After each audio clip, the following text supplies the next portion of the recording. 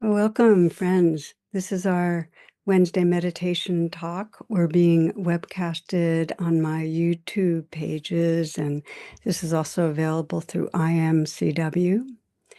Let's begin with our meditation. And you might take a few moments to find a posture that supports you so that you're sitting in a way that feels upright, so you're alert, and yet also relaxed at ease. And once you've settled, you might close your eyes or lower your gaze and let your attention turn inward.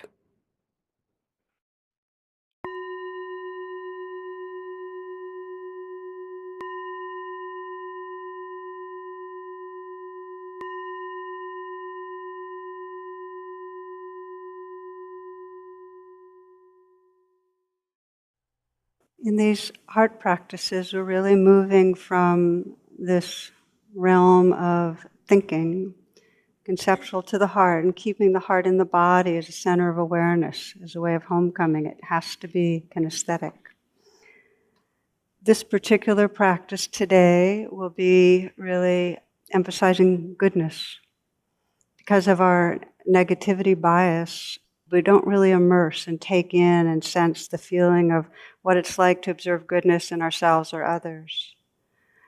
And with ourselves, we rarely acknowledge it. We're so organized around what's wrong. So that's where we'll pay attention today. Rumi says, whenever some kindness comes to you, turn that way toward the source of kindness.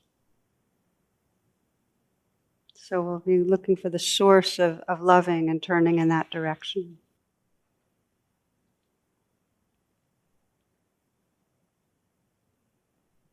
Finding a posture that allows you to be alert, sitting upright, and also at ease. Just as a way of initially collecting your attention, you might take a nice, full, deep in-breath. And then a slow out-breath, slow enough so you can feel the sensations leaving the nostrils. And then another nice, long, deep in-breath.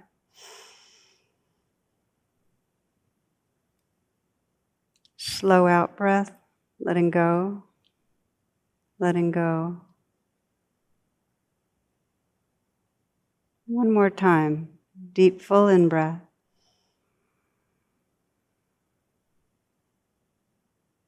And a slow out-breath.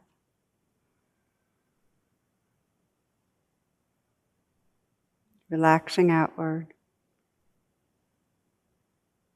Letting the breath resume in its natural rhythm. Noticing the quality of presence. It's right here.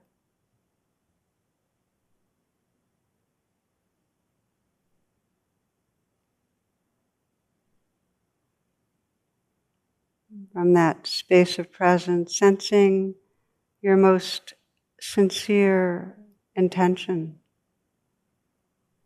for this practice.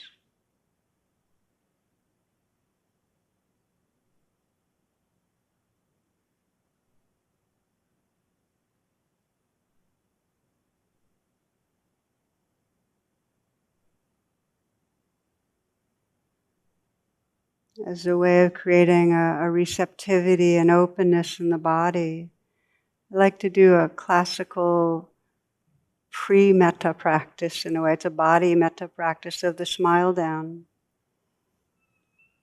Just begin by sensing a great smile spreading through the sky. Just vast, that great sky that's out there, just spreading through it, the uplift of a smile.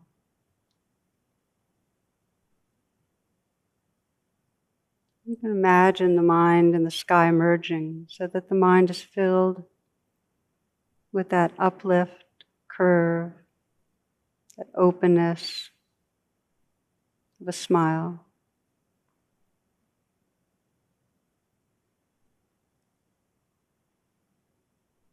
Letting the smile spread through the eyes, lifting the outer corners of the eyes, softening the eyes, letting the brow be smooth.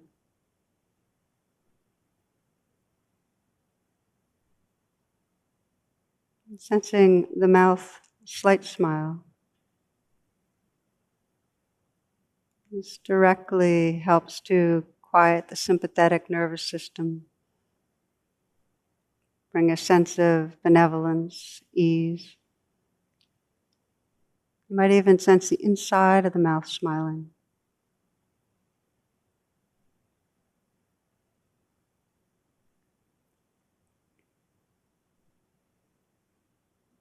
Then let a smile spread through the heart area.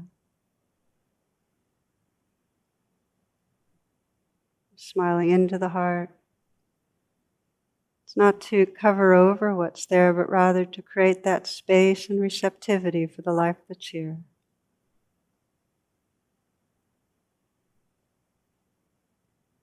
Visualizing and feeling the smile spreading through the heart area.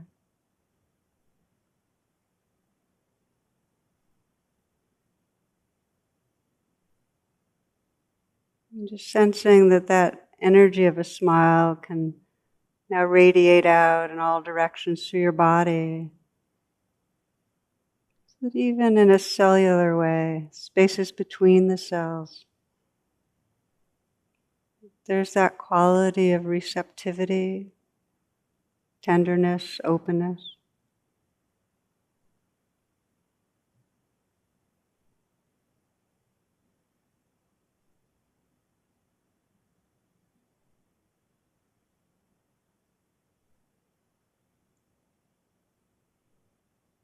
And bringing to mind someone in your life who's dear to you, that's very easy to feel love with, where it's not complex.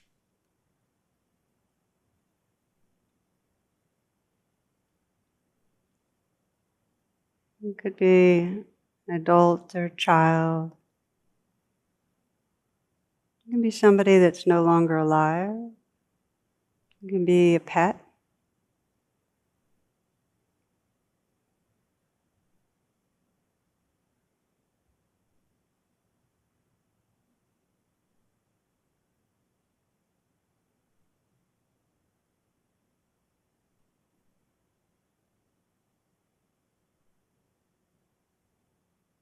Sense this person close in, or this being close in. So you can be reminded of what you love. Sensing the goodness, spirit that shines through. The way it gets expressed. You might imagine this being gazing at you. The way they show affection.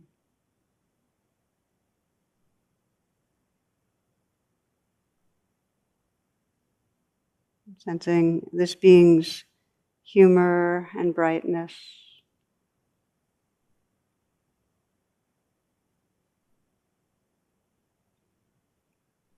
The way they look when they're alive, really fully alive and happy.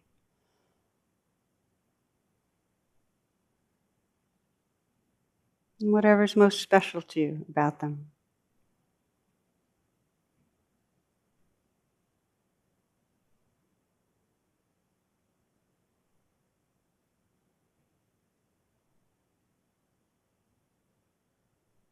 Sensing this being communicating care to you.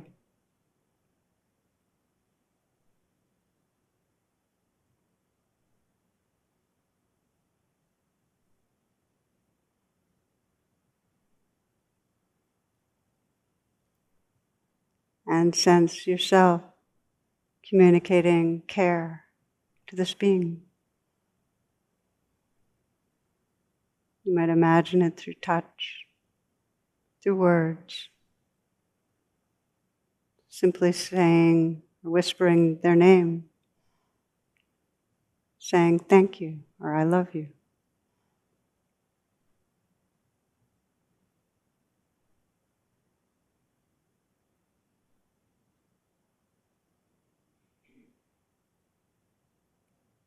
and again from their heart, with your heart.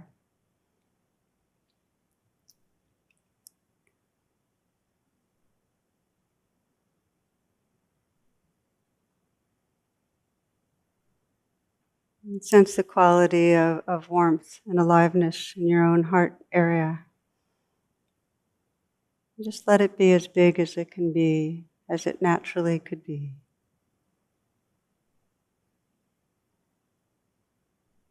This feeling of loving appreciation.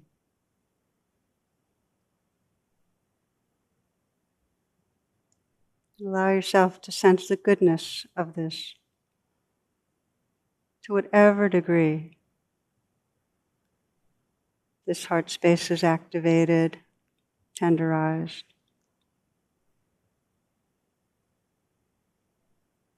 So you're really now turning to sense the goodness of this being right here, your own being, the goodness of the love that's here.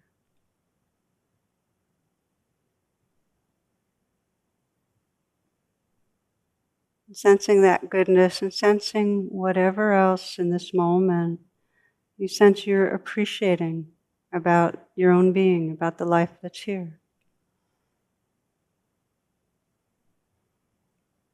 Might be your honesty, might be your intention and longing to wake up, to be more real, more open-hearted, more living in truth.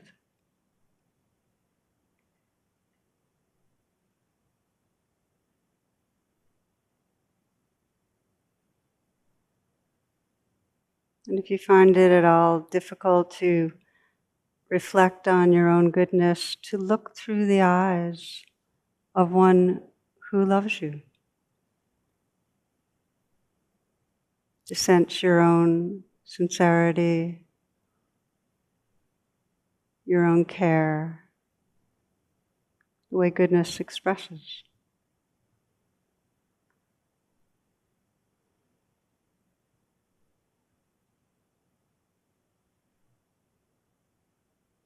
And as you reflect, as you bear witness to your own goodness, you might find it helps to put your hand on your heart and sense that you're with yourself. Let the touch itself communicate presence and appreciation and gentleness. Beholding your own being. And sense whatever prayer or blessing or wish most resonates right in this moment to offer yourself.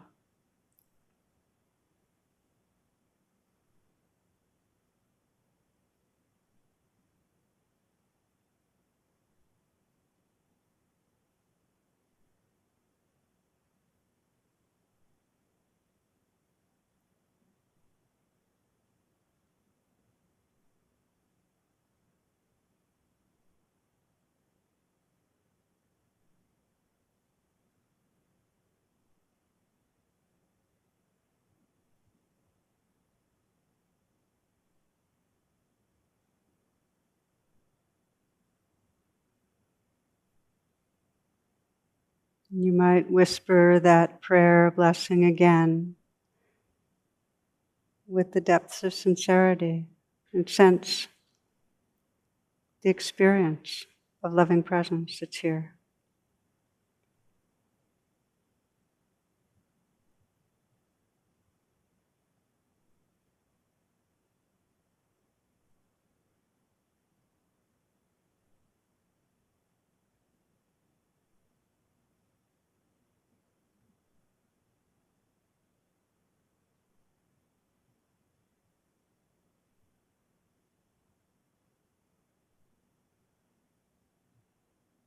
And it's from that heart space of caring that we widen the field a bit and bring to mind another being who you care about.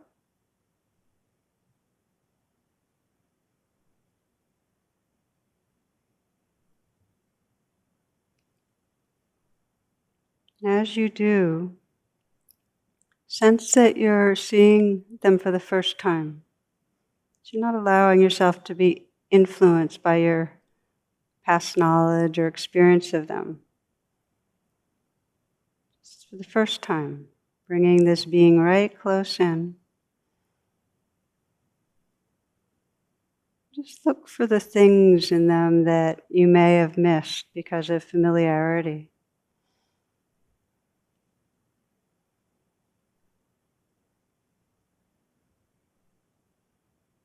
Anthony de Mello says, you cannot love what you cannot see afresh.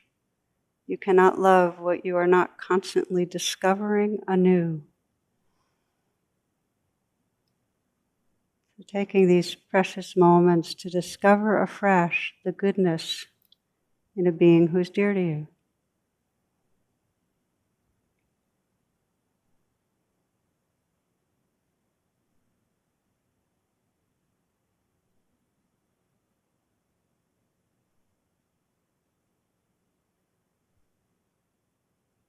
And as you sense what you care about, that being's creativity or vibrancy or way of showing love, quirkiness, mischievousness, humor, whatever it is, just feel that place in the heart where there may be some expression of warmth or light. Just feel it viscerally.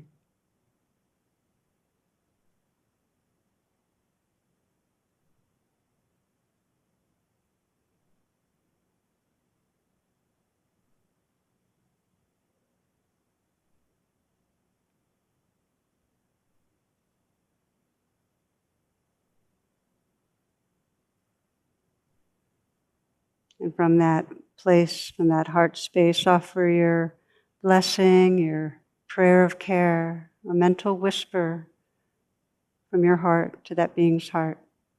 And imagine them receiving it.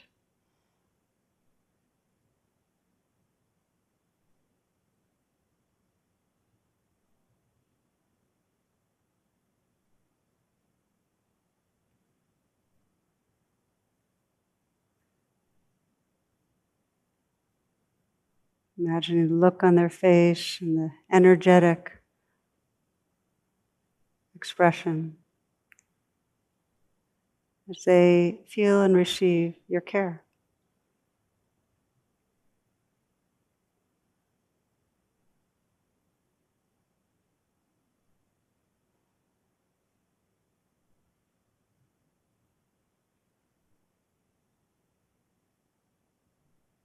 And continuing to practice with seeing the goodness, choosing someone else in your life that you'd like to feel that sense of connection and intimacy with through appreciation, just to bring that person close in, right here in the room, just seeing them,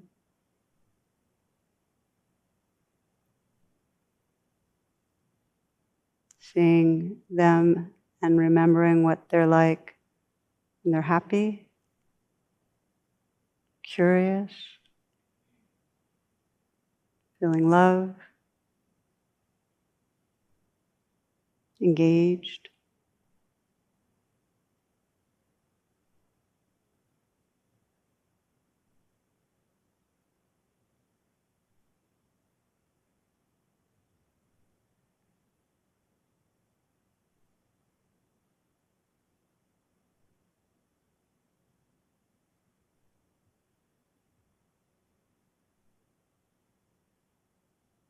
Again, feeling that appreciation in a felt sense way in the heart. Letting them know what you appreciate. Expressing along with your blessing.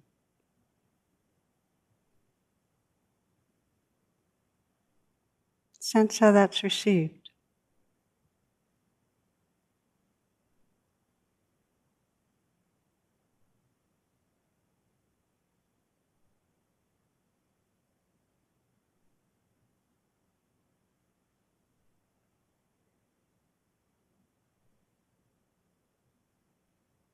What's it like when you communicate your appreciation of goodness to another person?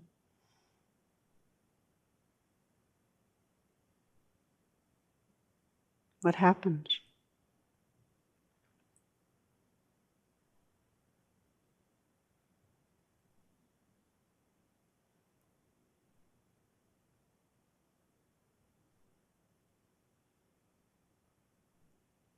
And coming back again to sense the warmth and light that's right here. And if, as you've been practicing, you felt cut off or numb or sleepy or just not there with warmth and light, to bring a very gentle witnessing presence to that, to let that be okay. Part of the way of holding yourself dear is to know we have seasons in the heart. You can completely forgive and allow whatever season is here. It's from that heart space that forgives and allows and has its seasons of light and warmth that we widen out and sense all of us sitting here.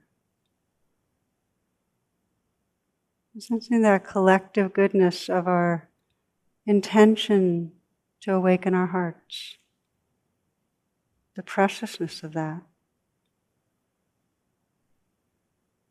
And imagining and sensing this field of heart space as infinite in all directions. So that together, our collective heart space is really holding the earth, our mother, in our laps. This earth that needs our care and our tenderness and our love so much. This collective heart space is holding all beings.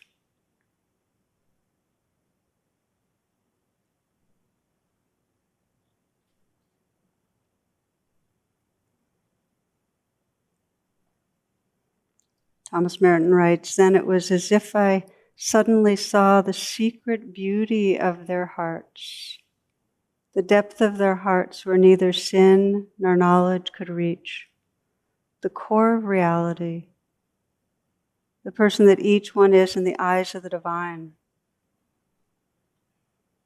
If only they could see themselves as they really are, if only we could see each other that way all the time, there would be no more need for war, for hatred, for greed, for cruelty. I suppose the big problem would be that we would fall down and worship each other."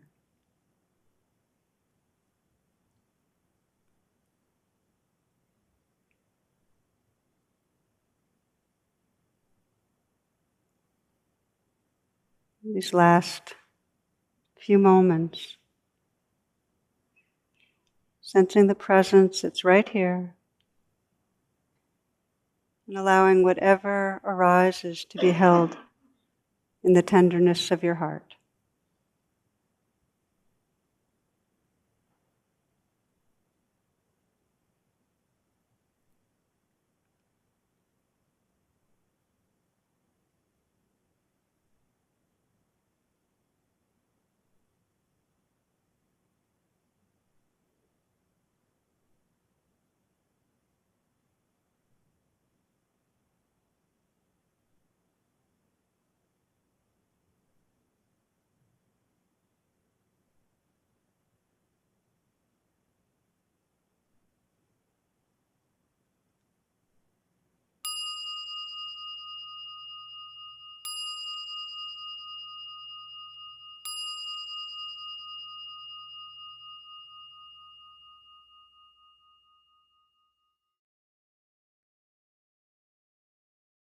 Bringing yourselves back in a gentle way.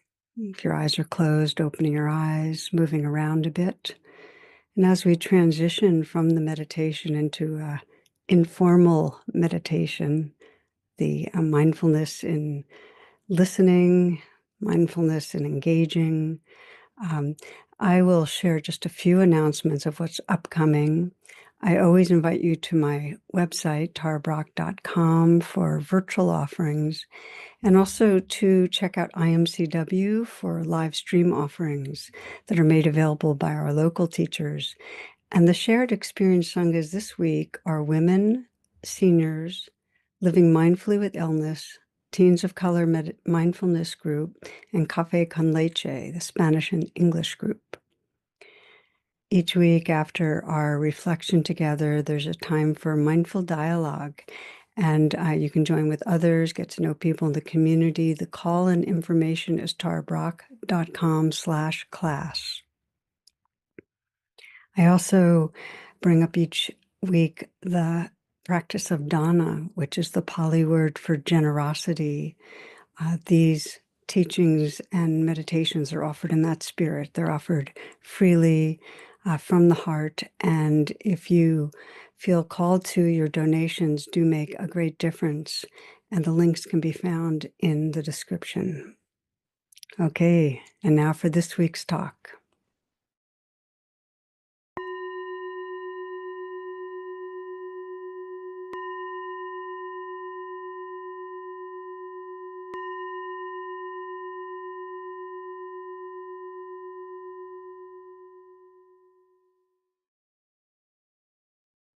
Namaste. Welcome, friends. Thank you for being here.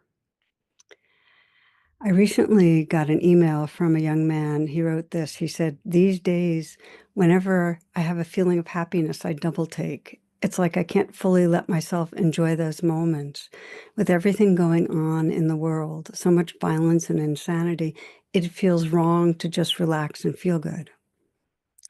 So I share this because over the past couple months, a number of people have just brought this up in a similar way, with our world unraveling with so much crisis.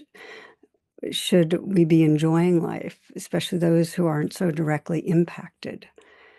And as you listen, you may have a part of you that relates to this, maybe some guilt around privilege or some feeling of not doing enough, or for many, maybe your fears, distress for the world have overridden feelings of happiness, that you're more locked into a kind of heaviness or grimness or a sense of defeat. If so, this is in keeping with our negativity bias, our survival negativity bias, which is that wiring to attend to what's wrong. And it's really activated in current times. We're in an intense societal crisis, also really a spiritual crisis. And if you're plugged into the news, it's really natural that fear and painful emotions are going to dominate. But here's the thing. The state of mind that's generated by a negativity bias on hyperdrive, it doesn't help us and it doesn't help our world. It's a kind of negativity trance that blocks out a larger truth. We need to face the painful realities of our time, and we also need to stay open to what brings us happiness, that which is basically good and beautiful about our world. In fact, the latter, that which brings us happiness, actually is what will give us the resilience to respond to the challenges that are in our personal life and in our society. So for this week and the next, I want to share a two-part series that I chose from the archives. It's entitled Realizing True Well-Being. And so this is the theme. And many of you are familiar with that phrase from the Taoists that we open to the 10,000 joys and the 10,000 sorrows in this life. As you're aware, in many of our reflections, we explore how to open ourselves to the sorrows, to what's challenging. And as we'll be looking at over these next couple of weeks, we also need to commit to the joys, to flourishing. Friends, we're in this for the long haul. And these practices and teachings will nourish our spirit, allow us to be a force for the good. We need to flourish. We need to love life and to celebrate the beauty and goodness that's in our world. There's understanding in many shamanic societies. If you come to a medicine person complaining of being disheartened or dispirited or depressed, they'll ask you one of 4 questions. When did you stop dancing? When did you stop singing?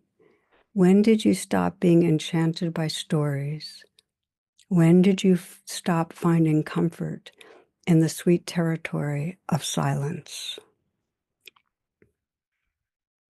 So, for the sake of your own heart, for all you know, for our world, rebel against the domination of fear, against the emotions that separate us, that trance of negativity. Rebel and choose to flourish. Choose to remember and honor the goodness of life. Our world needs us to be as resourced as possible.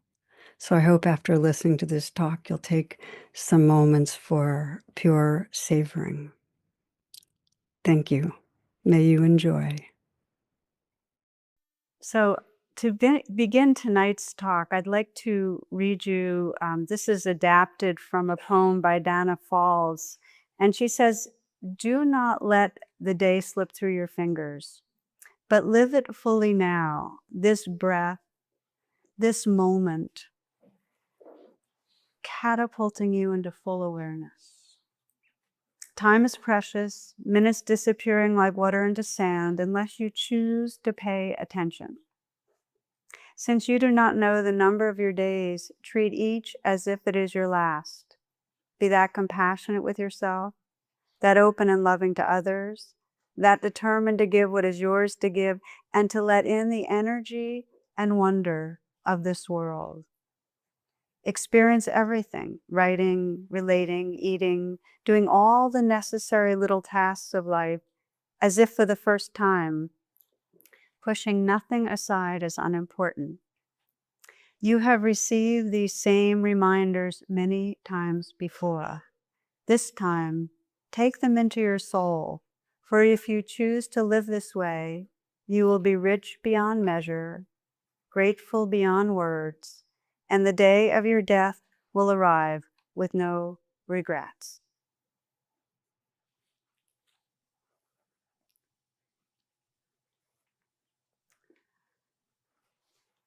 So I wanted to begin with that reading kind of as an invitation, not just to presence, but to the sense of possibility of what is available to us if we really show up. And in Buddhist psychology and teachings, there are 2 very complementary approaches to awakening, to freedom. And one of them is this pure presence right here, right now, this moment. And the other is really sensing possibility and cultivating the what's possible. The reason being that we get so habituated sometimes towards a limiting state of mind that to actively sense what's possible and invite it forward actually brings us into our wholeness. This latter approach in Western psychology is kind of the gist of positive psychology, which many of you probably have heard of. And I was recently at a symposium. Marty Seligman, who's the father of psychology, was there, and about 30, 40 other people really exploring how positive psychology can serve all the different sectors of our world. And I was very inspired, partly because one of the main tools in positive psychology is mindfulness. So we're seeing more and more this culture really incorporate learning to pay attention. I'm very inspired by sensing that in positive psychology, the full frame of it is our potential to be really awake and compassionate and free. So it's a very large-minded psychology. What I'd like to do this week and next week is explore this, but through a Buddhist lens. Explore positive psychology through a Buddhist lens, which means exploring the second part of how we pay attention, kind of bringing forth our sometimes unmanifest and yet beautiful experiences of emotion and meaning and belonging. So, as you know, our habit is in a day-to-day way is sometimes to get grim. I mean, we have a kind of complainer in our mind that's kind of kvetching about how it all is, you know? And so we do it personally, we fixate, and we can see it very much in the traditional field of psychology. The emphasis is on what's wrong, right? And we can see it in the different religious traditions, you know, the kind of fighting against impurities and evil. One of my favorite stories, and if you've been with me for a while, you'll remember it, is one of these monks in a monastery, but this is a new monk who's going to a monastery, and he's assigned to help the older monks, and they're copying the manuscripts and the old canons and laws, but he sees that they're copying from copies. Okay, so he tells the head abbot that, you know, there could be a problem because if there's a mistake in one of them, it'll be carried forth through all subsequent copies. And the abbot says, you know, my son, you have a good point. So he goes down to the dark caves, you know, in the vault beneath the monastery to look at the original manuscript. Hours go by, okay? Nobody hears from the old abbot. So the young monk's worried and he goes down to see what's going on. And he finds him down there in this cellar crying uncontrollably and beating his head against the wall, slamming it against the wall. And he says, Father, Father, what's wrong? And the response is, the word was celebrate.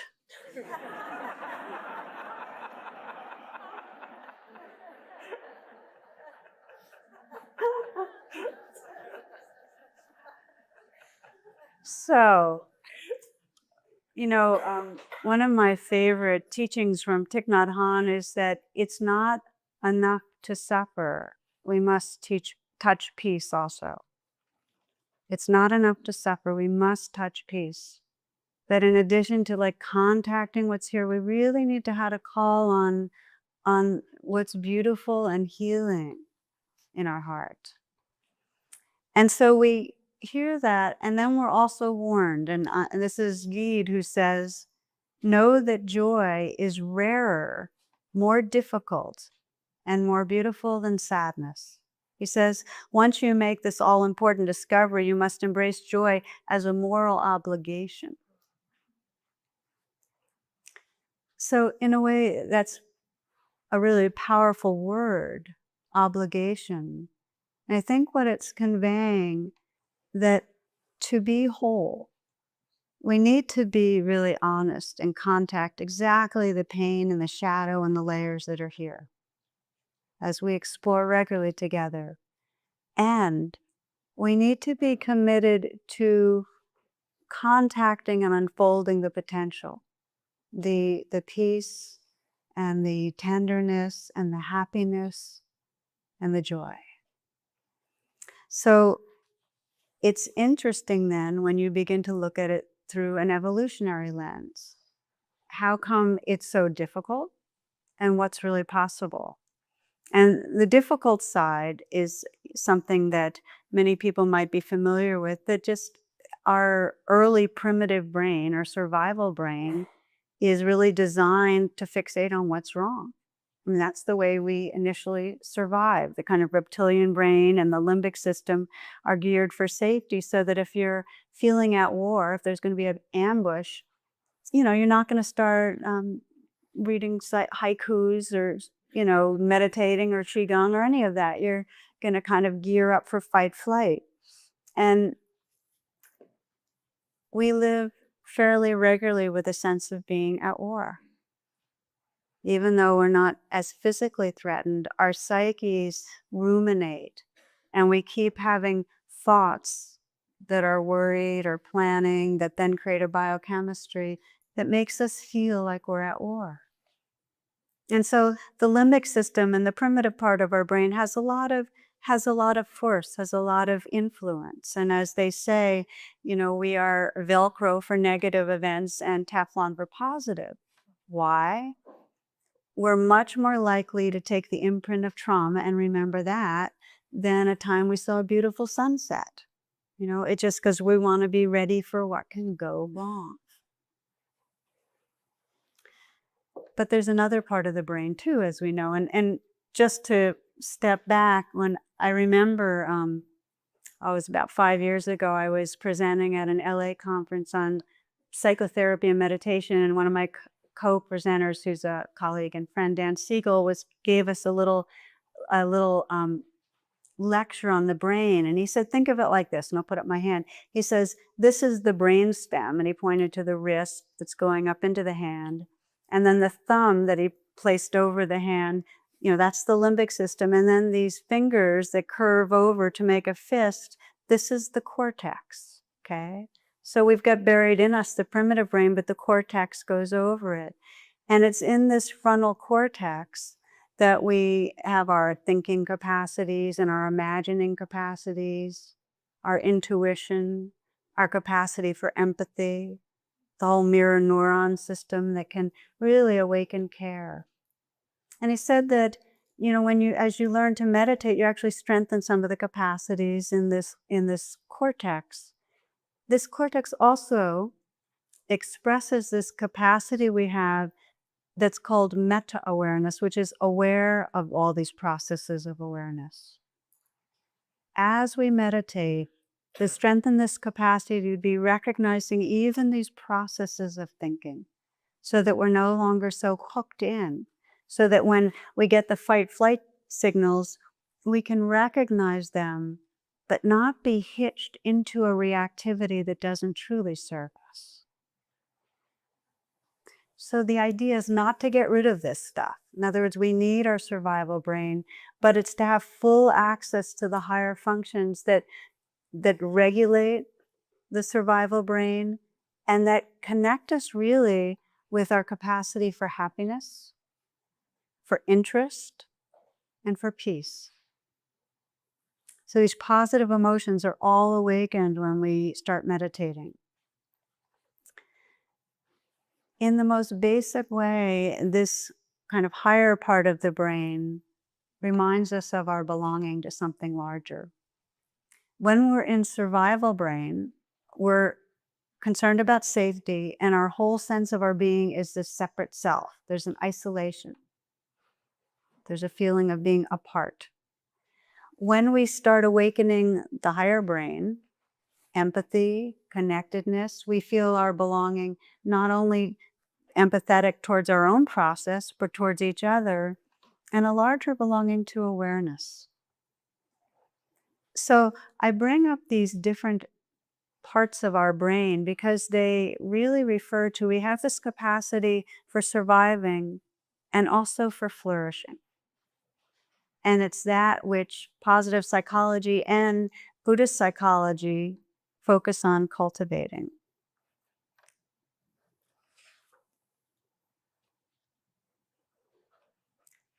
The positive psychology movement is primarily settled on the language of well-being. And I think it's beautiful because well-being, this kind of health or wholeness of being that really expresses what's possible. And one of my teachers, Sokni Rinpoche, has a phrase that I really love and I wanted to bring in tonight, which is happiness for no reason. Happy for no reason. That when we're living from a sense of wholeness, that sense of belonging, there is an experience of happy for no reason. It's not hitched to anything. There's a sense of being at home. And I consider, I'm kind of defining in a way through the lens of Buddhist psychology what freedom might be experienced as, a sense of being at home in our bodies, at home in our hearts, at home with each other, at home with the earth. So in a way, one of the descriptions is that when we're really at home, we have a heart that is ready for anything.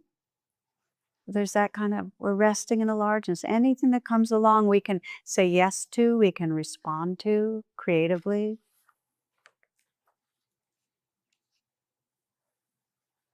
So I'd like to do a reflection on well-being with you to kind of ground the evening, and then we'll explore it together more, really what it means to us to experience full well-being.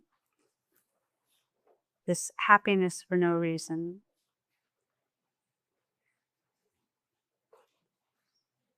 And as a way to begin the reflection, as we often do, just let yourself sit comfortably, let the attention go inward.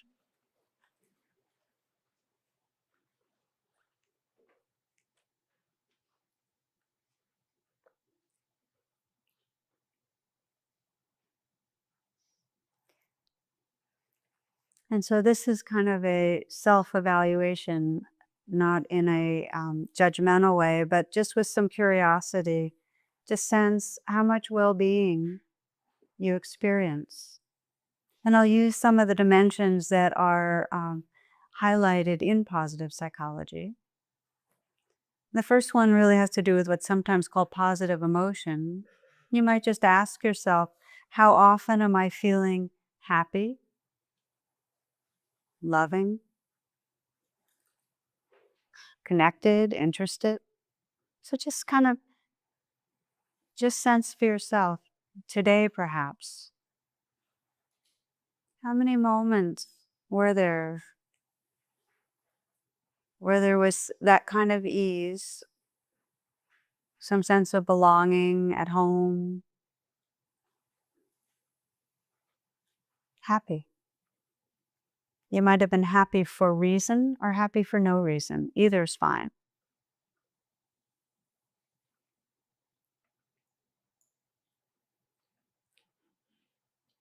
And again, not to add a judgment. You might notice if instead you really felt that there was kind of a swamp of difficult emotions. Perhaps there was today, angry or anxious, depressed. So just to notice without judgment, well, so how is it for me? You might ask yourself, how engaged do I feel in the activities I'm doing and working and being with other people?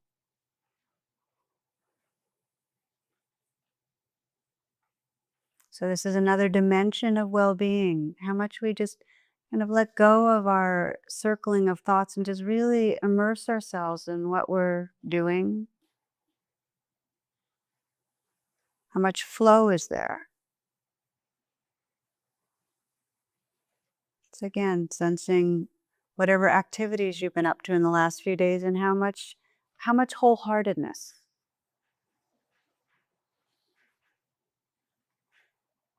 Again, you might notice if you're judging at all on this one. Another dimension of well-being, how satisfying and intimate are my relationships with others? How much belonging is there to others? So each of these dimensions has to do with belonging. Belonging to the moment, belonging to the activities, belonging to others.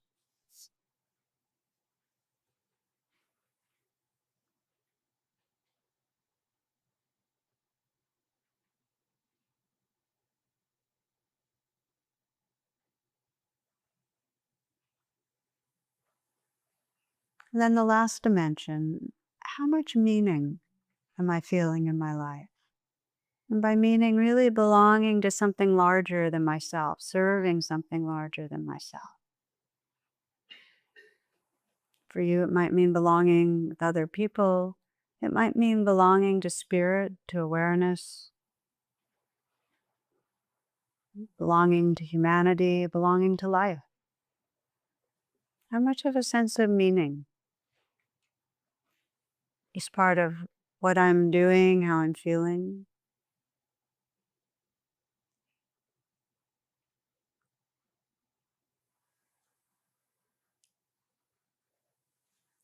Just having these reflections in the back of your mind, and if you'd like to open your eyes, please feel free.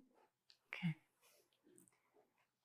Now, for most people, their happiness level, and by happiness I mean really the well-being of all these different kind of components, the general cluster of these components stays somewhat static. It's said that we have a set point, and there's been a lot of research on it that even when something really, really good happens and we get our life shoots up and kind of we feel meaning and engagement and this and that, we kind of go back to our same set point after 5 to 6 months, okay? And when something really, really bad happens and we feel like our life is trashed and we've lost all meaning, all purpose, all good feelings, we still go back to that set point after 5 to 6 months about that. That's unless we're doing some sort of attentional training. Because what research has also found, and this is part of why the popularity of meditation skyrocketing, is that we have neuroplasticity, which means that our brains and the structure of our brains and the functioning of our brains changes in ways that we actually have a very different experience when we pay attention differently. It really allows us to experience happiness and peace. This is neuroplasticity. There's a saying now that neurons that fire together wire together. And when we continuously have certain thoughts always going, we're going to have certain biochemistry always going, kind of anxious or depressed or whatever. When we start learning to train the mind and pay attention and step out of some of those thought patterns and open to feelings in a way that allows them to move through us and not freeze in us, different biochemistry. So meditation can change our set points. This activity of the higher brain that is bearing witness, when you do the fist again, actually regulates the lower brain, the limbic system, and there's a seizing of some of the fight-flight activity.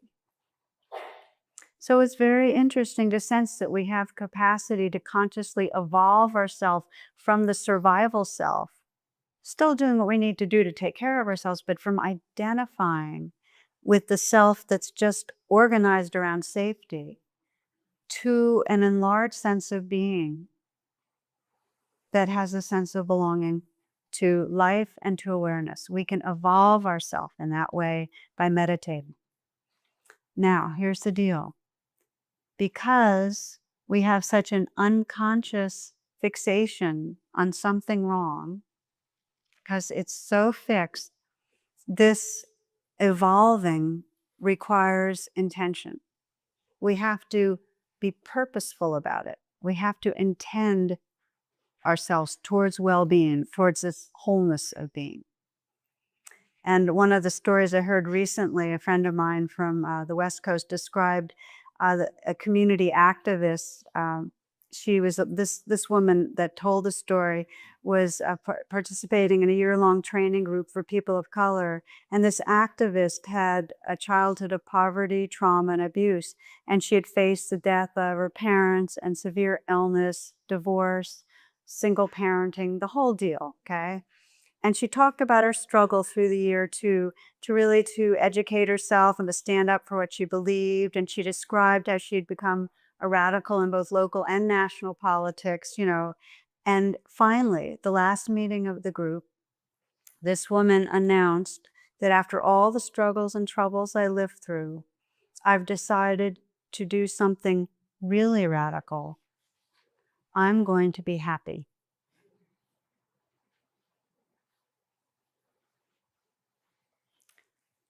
I was just really struck by that because it's become clearer and clearer to me that the more we wake up, the more intentional we get about waking up.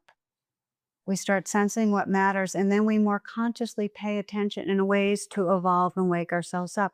We start committing ourselves to these qualities of, can my heart have some balance and equanimity? May I be happy? May I be free? So there's this purposefulness. And one of the very best stories I've ever heard that came from the realm of positive psychology came from its founder when he describes this as the birth of positive psychology, the story. Some of you may remember it. I think it's so good. He says this is one of these flash awakenings that he had. And it happened when my daughter Nikki and I were gardening, and she was just 5. I should confess that when I garden, I'm goal-directed, time-urgent. Nikki was throwing weeds in the air and dancing around, and I yelled at her. She came back to me and said, "Daddy, do you remember when before I was 5, I whined all the time. I whined every day. Did you notice that since my 5th birthday, I haven't whined at all? I said, yes, Nikki. Well, Daddy, that was because on my birthday, I decided I wasn't going to whine anymore. It was the hardest thing I've ever done. And if I can stop whining, you can stop being so grumpy.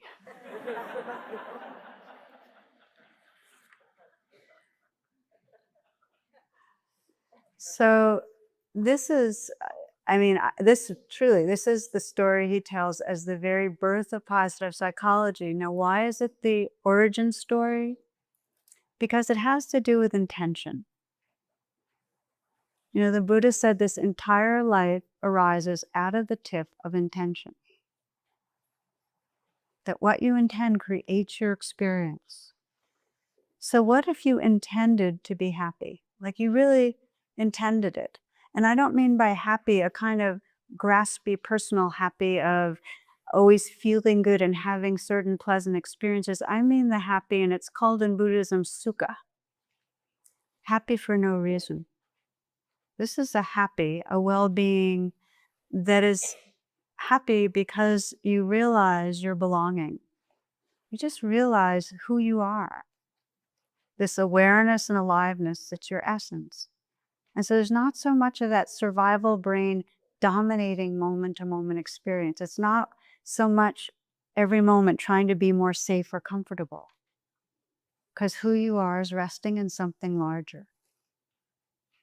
So what if your intention was that realization of belonging, that resting in truth, that freedom and happiness?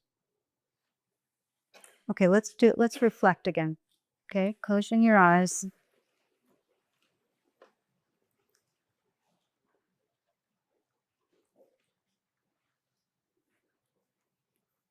Very simple reflection. Just let your attention go inward and feel yourself sitting here.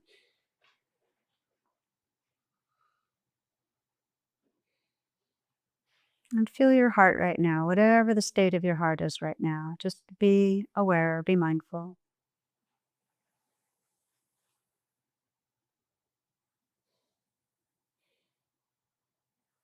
And just from the place of sincerity and presence right now, explore what happens when you let yourself say, I want to feel happy.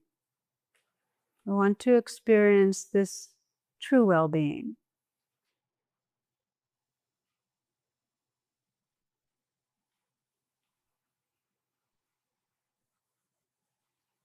I want to feel at home in my heart and my life. I want to be happy.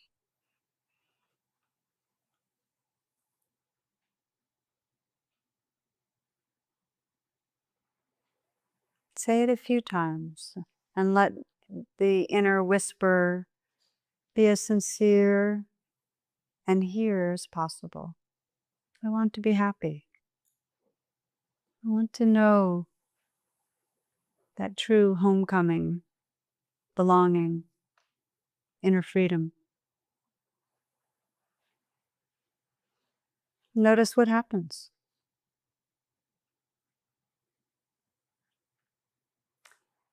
Sense if it brings up doubt about what's possible.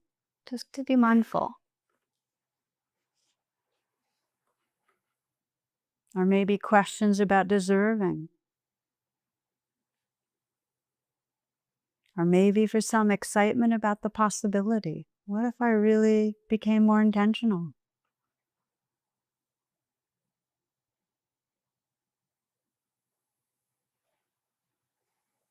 You might imagine what you want. So if you're saying, I want to be happy, just to imagine what that would be like. Perhaps it's a sense of your spontaneity, expressing, unencumbered, not holding back love, celebrating beauty. Perhaps you see yourself just physically more free, more open, more grace. Sense for you, what does it mean? What do you imagine?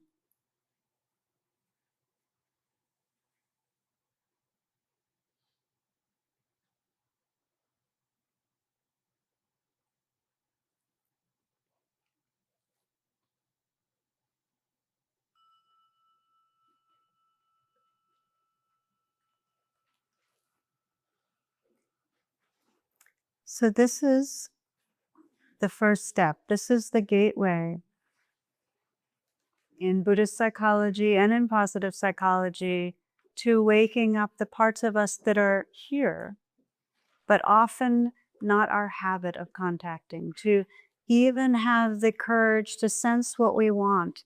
Or even if we can't intend to be happy, we can intend to intend. You know what I mean?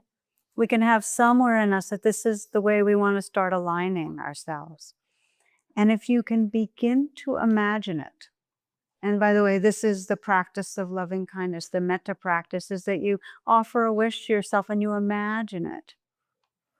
Now there's research from Harvard that shows that if you can imagine something, it actually creates the brain states that allow you to start cultivating it. So if you imagine playing the piano, you actually start developing some skills. If your fingers are just, if you imagine your fingers playing the notes.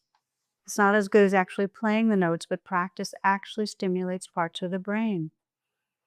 Imagine being happy. Imagine feeling a sense of belonging, more freedom.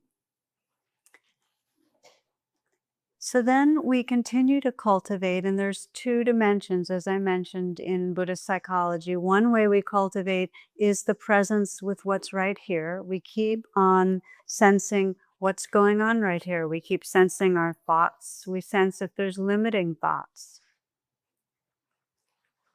So on one level, part of the commitment to happy is when we sense limiting thoughts, can we let them go?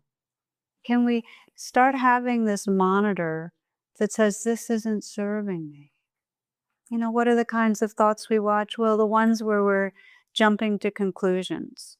We know how we do that. Are the ones where we're negatively judging others. And I'm not talking about wise discrimination. But we start noticing what is interfering with this intention. You know, are we jumping to conclusions? Are we judging? A couple of days ago, Jonathan, my husband, made a confession to me. And that's the way he started. He said, I have a confession. Then he said, on Sunday morning, I opened the refrigerator and I pulled out the silk creamer and I shook it really hard and it went all over the kitchen because the top was not on all the way. And he said, and then I got really, really angry. And I was angry at you, me. And he said, and then I realized you've been away all weekend. So, you know, I had been teaching a Kripalar. Anyway, I bowed to him. I thought, like, that's a great confession. But you know what? Even if it had been me, you know, because I do that kind of thing, you know, do we jump to conclusions? Do we judge? And can we, when we're judging, if there's one single gift you give yourself towards happiness, notice when you're judging and sense what it's doing to your heart. Sense what it's doing to your heart. So then we begin to see the thoughts, see the judgments, and let go, let go. This is E. E. Cummings. He says, let go. And before I read E. E. Cummings, I'll just say one more thing, because this is just a kind of a friend recently described one of these processes, and he described it so beautifully. He described, because he had had a terrible breakup, and described how he went through another experience more recently that just left him feeling completely overwhelmed. And he started telling himself how overwhelmed he was. Then he went, wait a minute, be present. So he was feeling it. And he realized, it's not just overwhelmed. I feel like a victim. I feel angry. And so he started going through all the judgments he was going through about this past relationship, the victim, the angry. They said, just feel it. Okay, feel the anger, feel the anger. And then he started feeling a sense of empathy for himself. Okay, I've been going through a lot. Empathy, empathy. And then she got included, because once our hearts start softening, there's room for someone else. He just stayed. He didn't believe his thoughts. That is if we want to dedicate ourselves towards happiness, towards well-being, this is the next step. Come into presence and don't believe your thoughts. That doesn't mean you try to get rid of them. The letting go happens when you don't believe them so much. And E. Cummings' poem is called Let It Go. He says, let it go, the smashed word broken, open vow, are the oath cracked lengthwise, let it go. Let it go, it was sworn to go. Let them go, the truthful liars and the false fair friends and the boths and the neithers. You must let them go, they were born to go. Let all go. The big, small, middling, tall, bigger, really the biggest in all things. Let all go, dear. So comes love.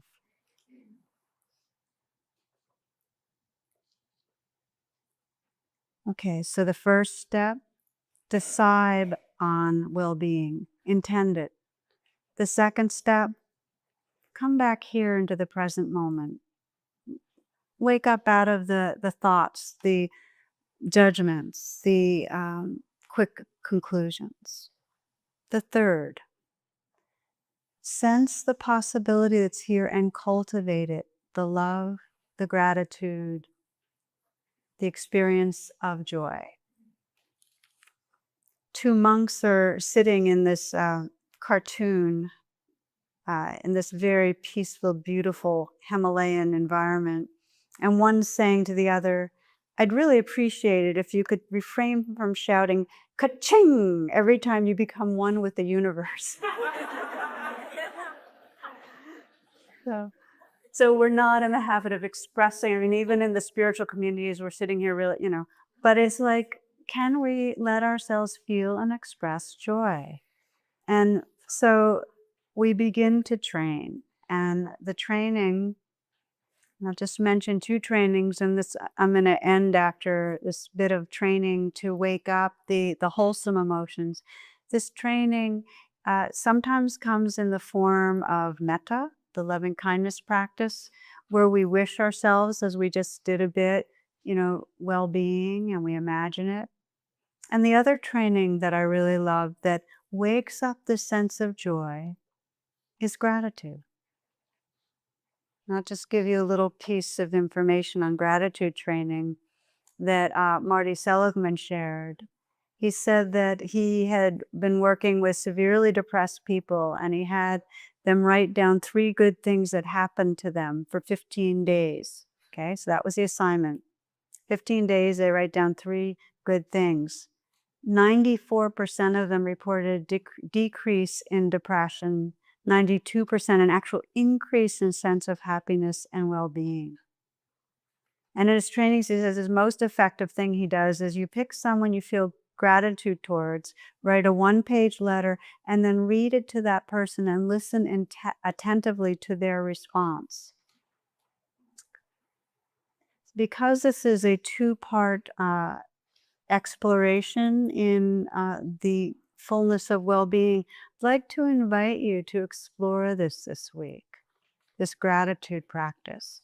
Because for many people, if you have a gratitude buddy, somebody, and you just every day, and I did this for a while, just email that person. All you have to do is say in the email 3 things you're grateful for. It's amazing. Just try it. Just try it out. So gratitude, our metta, what they both do is they change what you're paying attention to. And what you pay attention to affects your experience. You start shifting your attention from what's wrong to what's beautiful, what you love. So there's this story to read to you. This is, I can't remember the author, and I may have to tell you, I'm not going to remember the author right now, I'm sorry. But he writes, he's a surgeon, and he writes this. He says, I stand by the bed where a young woman lies, her face post-operative, her mouth twisted in palsy, clownish. A tiny twig of the facial nerve, the one to the muscles of her mouth, has been severed. She will be thus from now on. The surgeon had followed with religious fervor the curve of her flesh. I promise you that. Nevertheless, to remove the tumor in her cheek, I had to cut the little nerve. Her husband is in the room. He stands on the opposite side of the bed, and together they seem to dwell in the evening lamplight, isolated from me, private. Who are they, I asked myself, he and this wry mouth I have made, who gaze at each other and touch each other so generously? The young woman speaks. Will my mouth always be like this? She asks. Yes, I say, it will. It's because the nerve was cut. She nods and is silent, but the young man smiles. I like it, he says. It's kind of cute. All at once I know who he is. I understand and I lower my gaze. One is not bold in an encounter with a god. Unmindful, he bends to kiss her crooked mouth, and eyes so close I can see how he twists his own lips to accommodate to hers, to show her that their kiss still works. I remember that the gods appeared in ancient Greece as mortals, and I hold my breath and let the wonder in.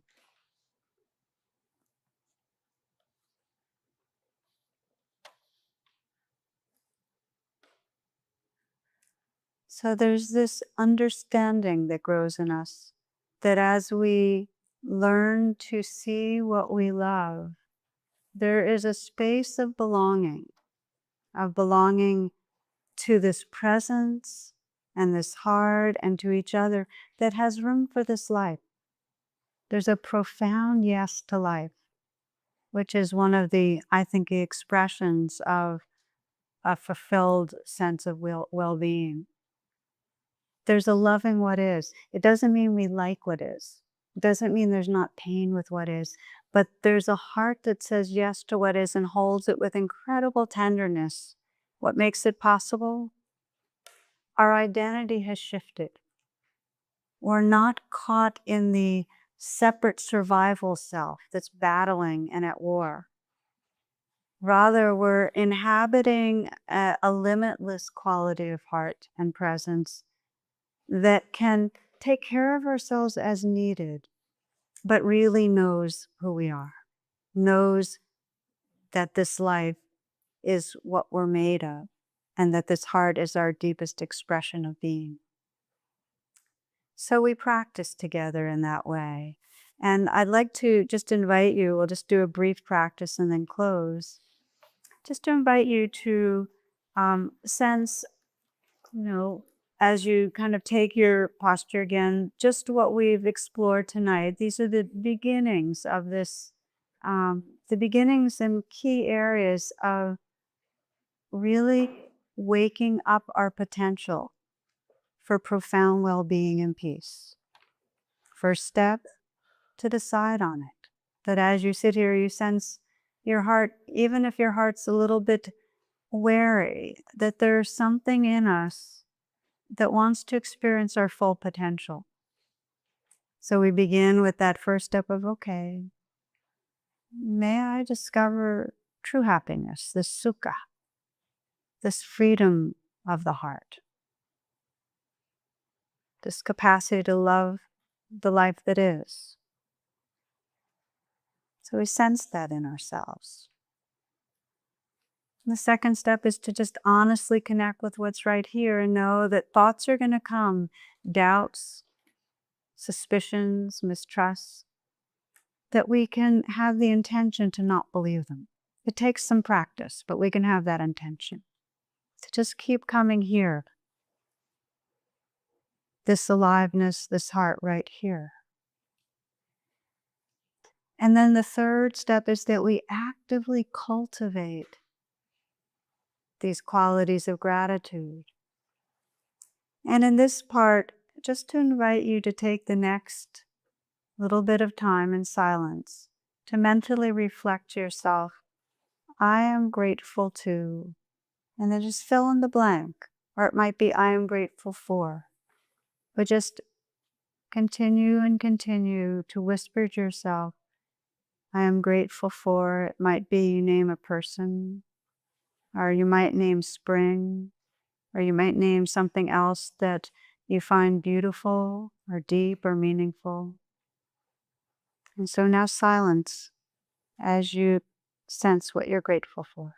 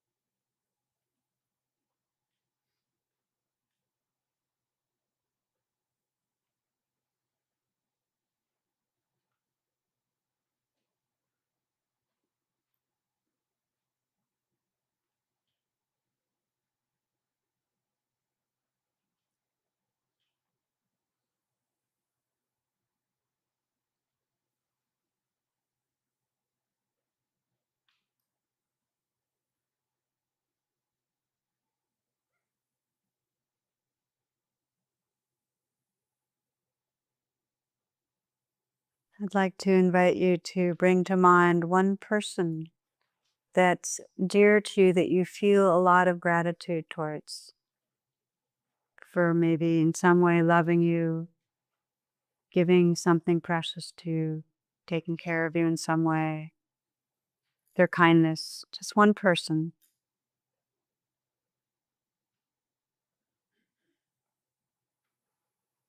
And just sense the way they behold you, if they're offering love, the way they look lovingly, if they've given something, what they've given.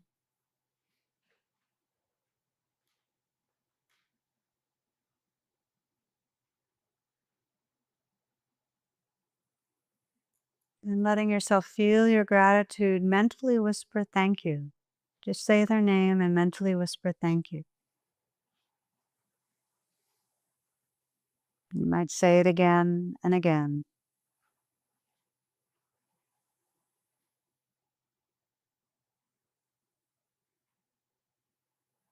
And let the feeling of thank you fill your body and your heart and your mind, so that the person and their situation can back off a bit and just feel yourself filled with gratitude. Just what is the visceral experience of gratitude?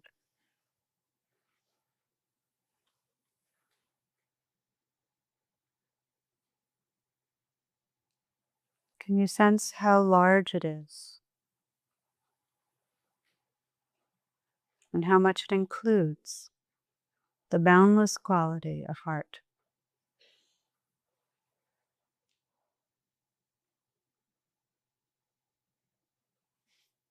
So that if you, in a very simple way, just feel yourself right here, right now, that this gratitude is, in a way, your way of saying yes to this moment, loving the life that is.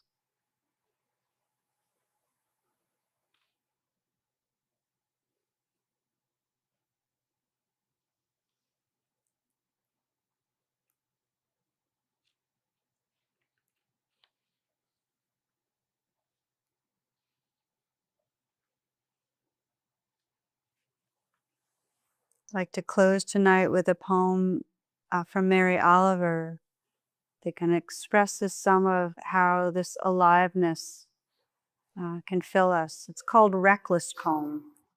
Today again, I am hardly myself. It happens over and over. It is heaven sent. It flows through me like the blue wave. Green leaves, you may believe this or not, have once or twice burst from the tips of my fingers, somewhere deep in the woods in the reckless seizure of spring. Though, of course, I also know that other song, the sweet passion of oneness. Just yesterday, I watched an ant crossing a path. Through the tumbled pine needles she toiled, and I thought, she will never live another life but this one. And I thought, if she lives her life with all her strength, is she not wonderful and wise? And I continued this up the miraculous pyramid of everything until I came to myself. And still, even in these northern woods, on these hills of sand, I have flown from the window of myself to become white heron, gray whale, fox, hedgehog, camel. Oh, sometimes already my body is felt like the body of a flower. Sometimes already my heart is a red parrot perched among strange dark trees, flapping and screaming. Today, again, I am hardly myself. It happens over and over. It is heaven sent.